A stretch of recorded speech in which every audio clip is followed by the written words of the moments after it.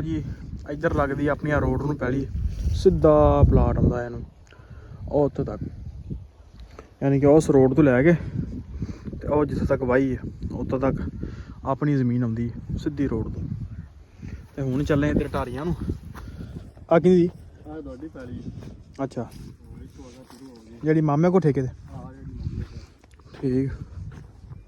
ਲਓ ਜੀ ਆ ਇੱਥੋਂ ਸਾਡੀ ਜ਼ਮੀਨ ਜਿਹੜੀ ਹੈ ਨਾ ਸ਼ੁਰੂ ਹੋ ਜਾਂਦੀ ਇੱਕ ਸਾਈਡ ਤੋਂ, ਵਿਹਲੀ ਪਈ ਆ ਪਰ ਇੱਥੇ ਜਿਹੜਾ ਨਾ ਇਹਨਾਂ ਨੇ ਮਕਈ ਬੀਜਣੀ ਆ ਉਹਦੇ ਵਾਸਤੇ ਪੈਲੀ ਪੂਰੀ ਤਿਆਰ ਕੀਤੀ ਆ। ਲਓ ਜੀ ਇੱਧਰ ਆਪਣੀ ਪੈਲੀਆਂ ਦਾ ਨਾਲ ਲੱਗਦਾ ਦਰਬਾਰ ਸ਼ਰੀਫ, ਤੇ ਮੈਂ ਕਹਿੰਦਾ ਵੀ ਸ਼ਾਰਟ ਇੱਕ ਲੈ ਲਈਏ ਨਾਲ, ਇਹਦੇ ਨਾਲ ਹੀ ਬਿਲਕੁਲ ਆਪਣੀਆਂ ਜ਼ਮੀਨਾਂ ਸ਼ੁਰੂ ਹੋ ਜਾਂਦੀਆਂ ਨੇ। ਆ ਛੋਟੀ ਜਿਹੀ ਝੁੱਗੀ ਬਣਾਈ ਆ ਤੇ ਇਸ ਸਾਈਡ ਤੇ ਦਰਬਾਰ।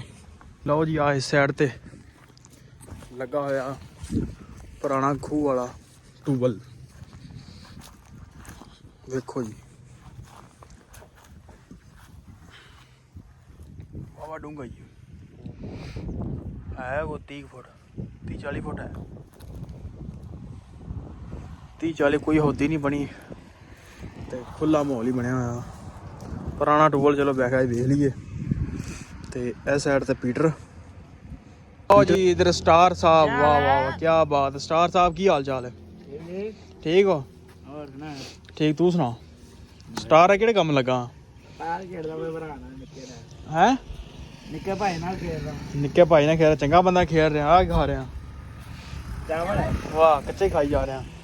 ਸਟਾਰ ਸਾਹਿਬ ਇੱਥੇ ਆਪ ਬੈਠੇ, ਨਾ ਪੁੱਛਿਆ ਨਾ ਦੱਸਿਆ ਹੈ। ਤੈਨੂੰ ਵੇਲਾ ਬਾਰਡਰ ਮੈਂ ਕਿੰਨਾ ਫਰਾਇਆ ਤਾਂ ਆਦੀ ਵਾਰ ਤੂੰ ਆਦਾ ਕੋਈ ਤੂੰ ਸ਼ਾਇਦ ਨਹੀਂ ਵਿਖਾਈ ਮੈਨੂੰ ਹੈ। ਤੁਸੀਂ ਵੇਖ ਸਕਦੇ, ਫਿਰ ਅਸੀਂ ਵੀ ਵਿਖਾ ਸਕਦੇ ਯਾਰ। ਸਟਾਰ ਆ ਤਾਂ ਗੱਲ ਮਾੜੀ ਹੈ। ਆ ਤੇਰੇ ਯਾਰ ਨੂੰ ਮੈਸੇਜ ਹੈ ਸਰਾਰ ਨੂੰ ਕਿ ਵੇਲਾ ਇਹਨੂੰ ਕਿੰਨਾ ਕਮਾਇਆ ਤੇ ਇਹਨੇ ਸਾਨੂੰ ਕੋਈ ਪੁੱਛਿਆ ਦੱਸਿਆ ਨਹੀਂ ਹੈ। ਚਲੋ ਮਰਜ਼ੀ ਹੈ ਤੇਰੀ ਯਾਰ। ਸਟਾਰ ਕੀ ਦਸੀਏ, ਦੱਸ ਤਾਂ ਸਹੀ ਕੁਛ। ਆ ਤੁਹਾਡੇ ਬੇਟਾ ਹੀ ਵਿਖਾ ਸਕਦਾ, ਹੋਰ ਕੀ ਵਿਖਾਏਗਾ ਸਾਨੂੰ ਇੱਥੇ? ਤੇਰਾ ਸਾਨੂੰ ਫਾਇਦਾ ਤਾਂ ਹੈ। ਉਹ ਤਾਂ ਮੇਰੇ ਕੋ ਵੀ ਆ ਡੇਰੇ ਤੇ, ਹੋਰ ਕੁਛ ਹੈ ਵਿਖਾ ਨਾ।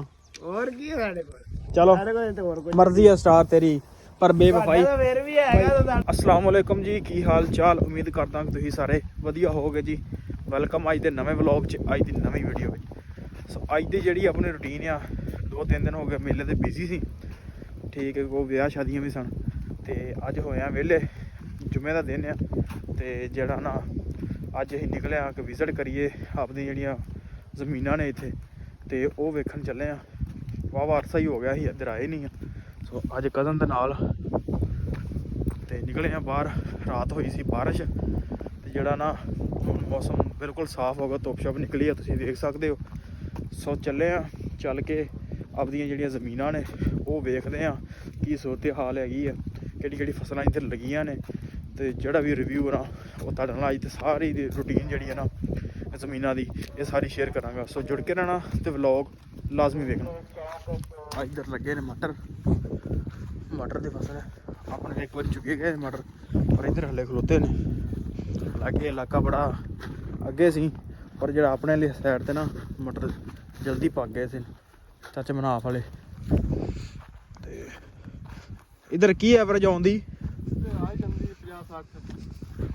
50-60 ਥੋੜੇ ਐਵਰੇਜ, ਪਰ ਫਿਰ ਵੀ ਆਪਣੇ ਨਾਲੋਂ ਅੱਗੇ ਥੋੜਾ ਜਿਹਾ ਐਵਰੇਜ ਦੇ ਹਿਸਾਬ ਨਾਲ। ਤੇ ਸਾਡੇ ਜਿਹੜਾ ਪਤਾ ਨਹੀਂ 2 ਦਿਨ ਤਾਂ ਮੈਂ ਤੁੜਾ ਕੇ ਆਇਆ ਸਾਂ, ਹੁਣ ਦਾ ਪਤਾ ਕੋਈ ਨਹੀਂ, ਉਹ ਜਾਵਾਂਗੇ ਫਿਰ ਹੀ ਅਪਡੇਟ ਦਾ ਪਤਾ ਲੱਗੇਗਾ।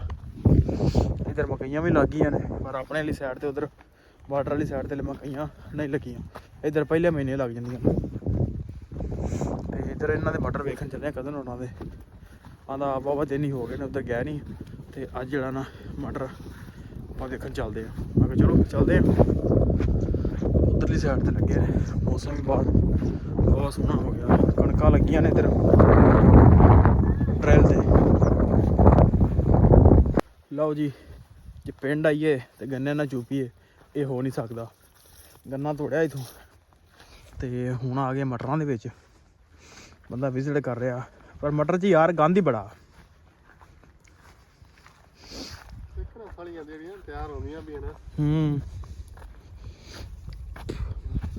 ਤੇਰੇ ਵਾਲੇ 10-15 ਦਿਨ ਲੱਗ ਜਾਣਾ ਸਕੂਨ ਨਾਲ।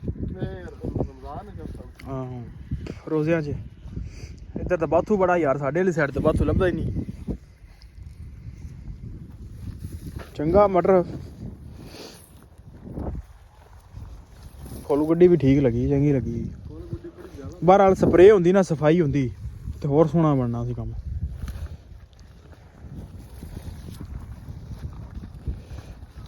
ਇਹ ਮਟਰ ਤੇਰੇ ਬਾਈ ਪੂਰੇ ਰਮਜ਼ਾਨ 'ਚ ਹੀ ਹੋਣੇ ਨੇ। ਹਾਂਜੀ ਚਲੋ ਕੋਈ ਰੇਟ ਚੰਗਾ ਲੱਭ ਜਾਏਗਾ। ਇੱਧਰ ਦੀ ਰੇਟ ਜਿਹੜਾ ਹੈਗਾ ਨਾ 1500 1600 ਤੀਕਰ ਬਸ।